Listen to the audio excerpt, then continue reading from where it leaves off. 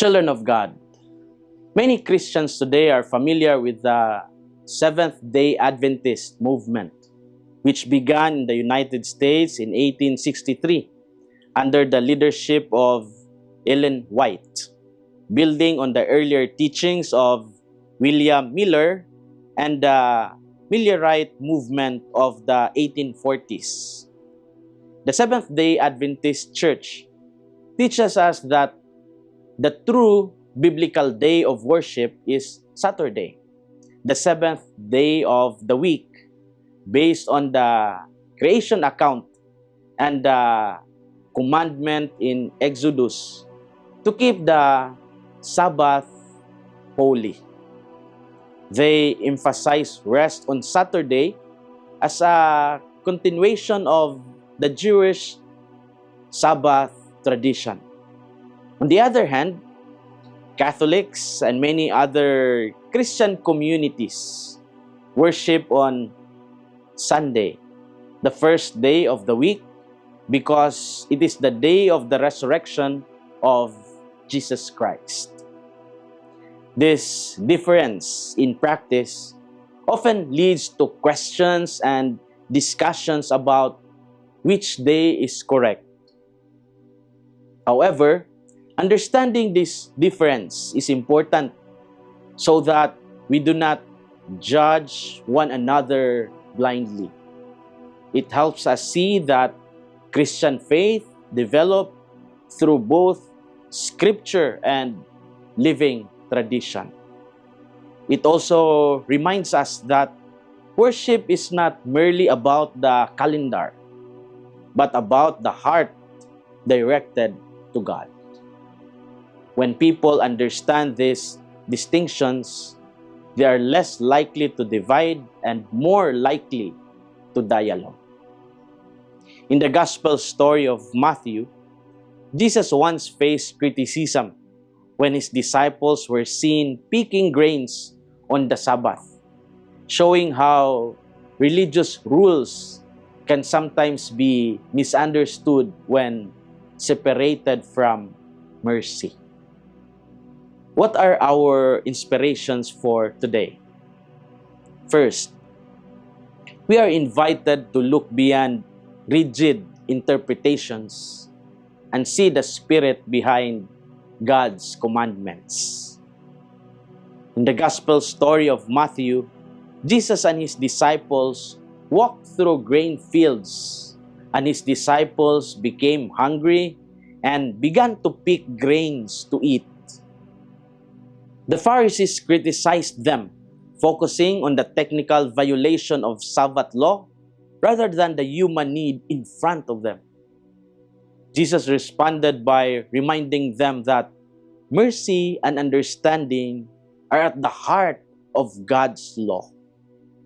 He showed that even David once acted outside strict rules when human survival required it.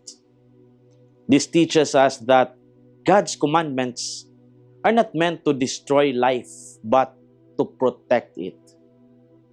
When we apply this today, we are called to prioritize compassion over legalism in our daily judgments.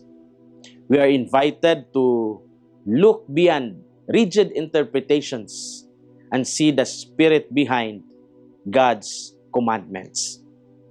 Second, worship is meant to serve life, not burden it. Jesus declared that the Son of Man is Lord of the Sabbath, showing that he has authority over religious interpretation. The Sabbath was given as a gift for rest, renewal, and communion with God, not as a heavy chain of fear. In the gospel story, Jesus redirected the focus from rule-keeping to relationship with God. This challenges us to examine whether our religious practices bring us closer to God or make us anxious and judgmental. Faith becomes life-giving when it leads to peace, it leads to healing and love for others. When worship serves life, it reflects the true intention of God. Worship is meant to serve life, not burden it.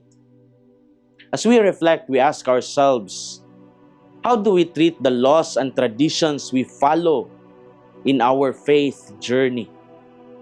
Do we allow them to bring us closer to people or push us away from them?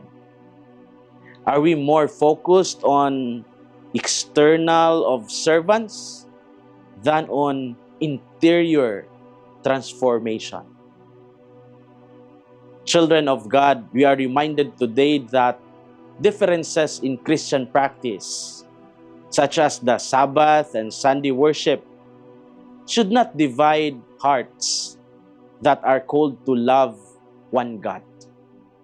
Jesus himself showed that the law must always be interpreted through mercy and compassion.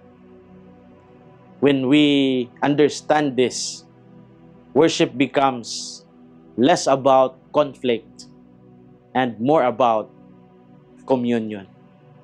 We are invited to see others not as opponents in doctrine, but as fellow seekers of God.